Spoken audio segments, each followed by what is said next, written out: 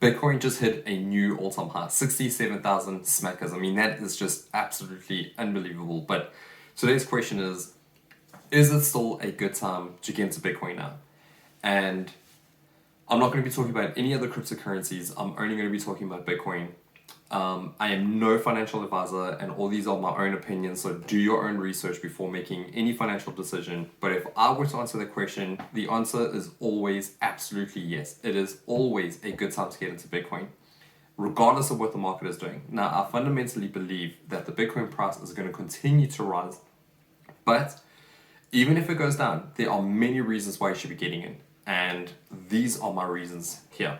So, if you were to look at the actual Bitcoin network itself, the protocol, if you were to break it up into its millions of little chunks and you fundamentally understand them, and then you build the network back up, you build the game theory, the network, the concepts, you'll fundamentally get to the realization that Bitcoin is by far the most reliable form of money.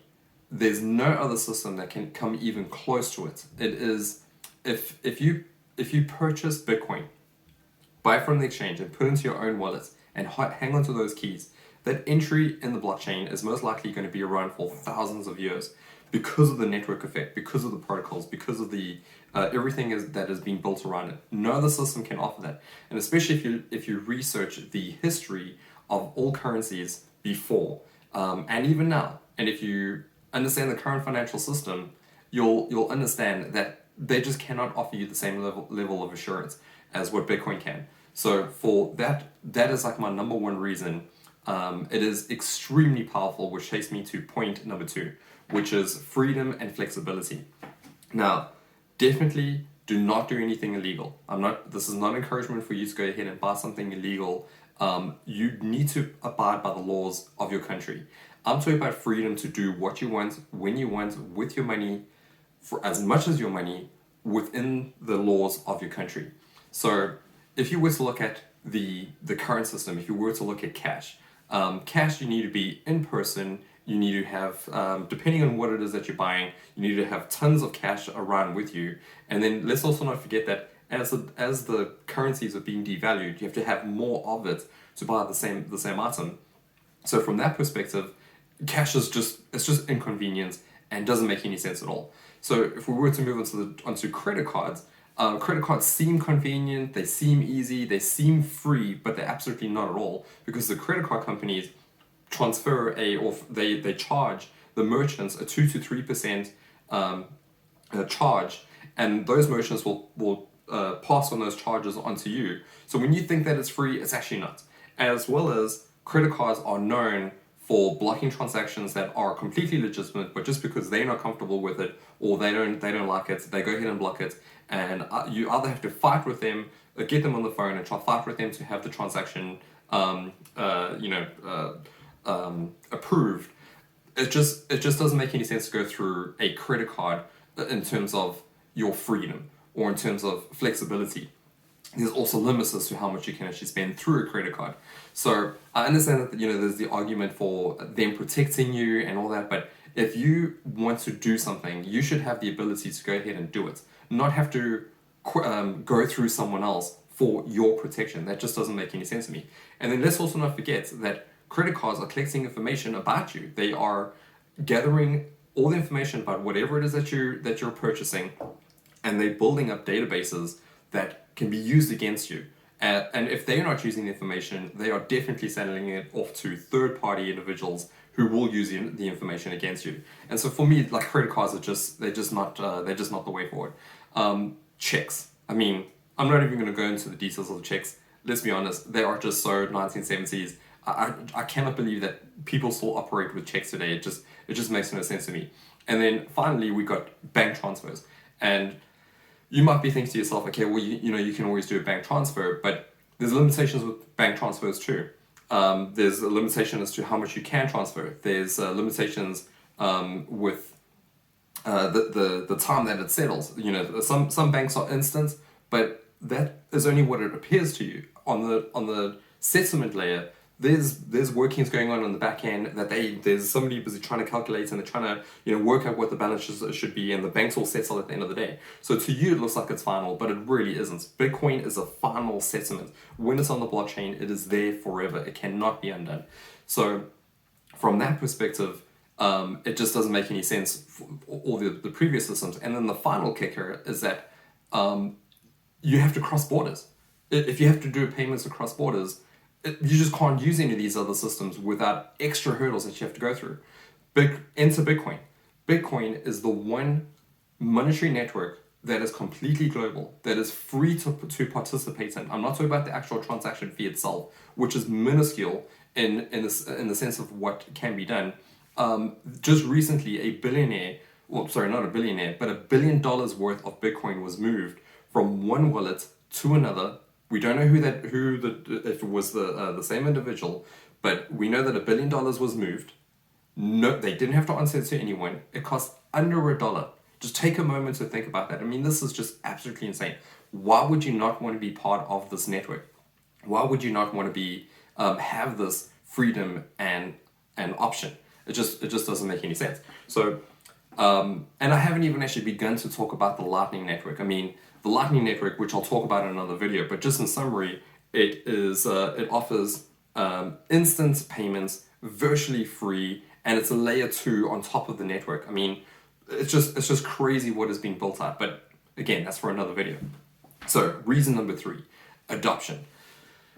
When you look at the early days of the internet, it started off slow.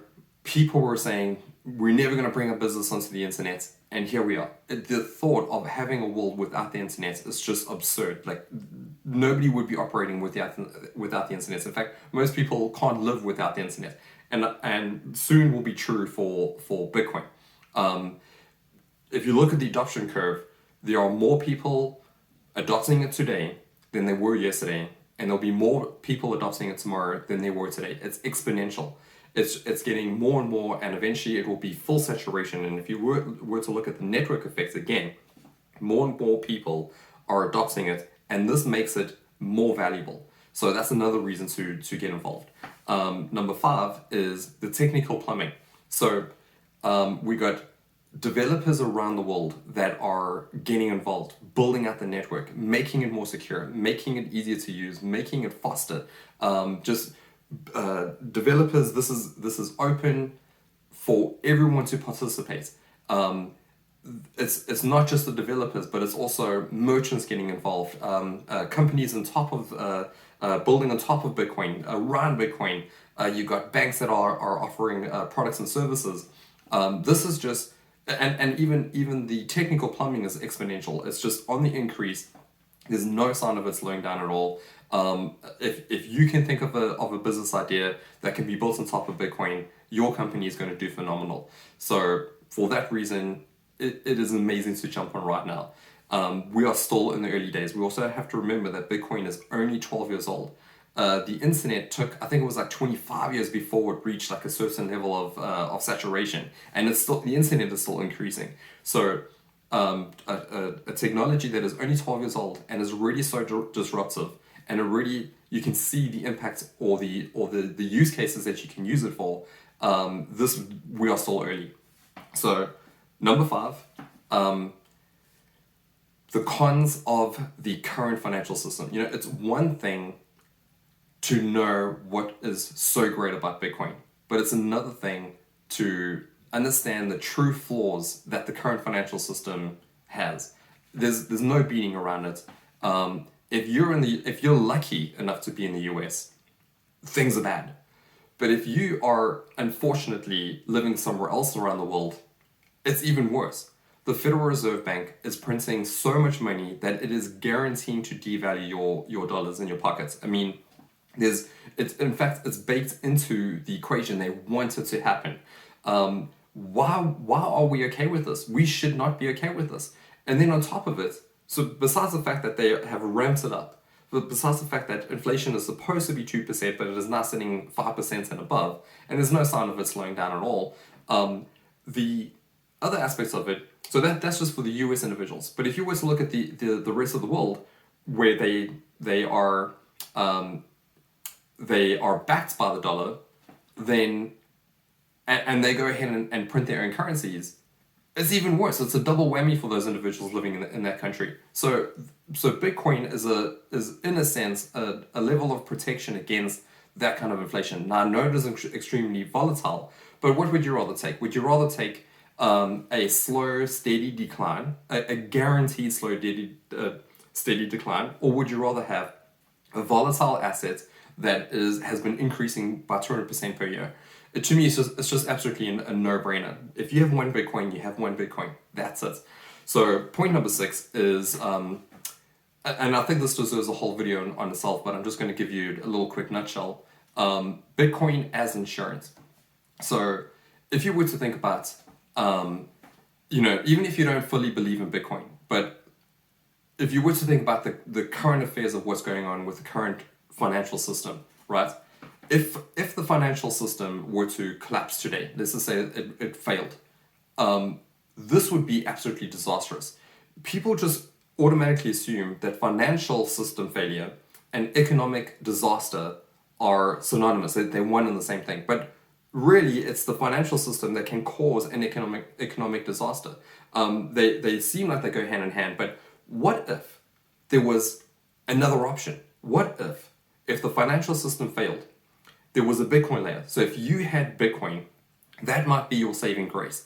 That if the current financial system fails, you can still jump on and transact. So think of it like a transport layer. So if you got cars, and Elon Musk comes along and he's building his tunnels, right? And he builds the first tunnel from LA to Las Vegas. It seems pretty useless, but as he starts building out more tunnels, and if there is a jam on the road system, well, you can just jump into the tunnel and you can still move around.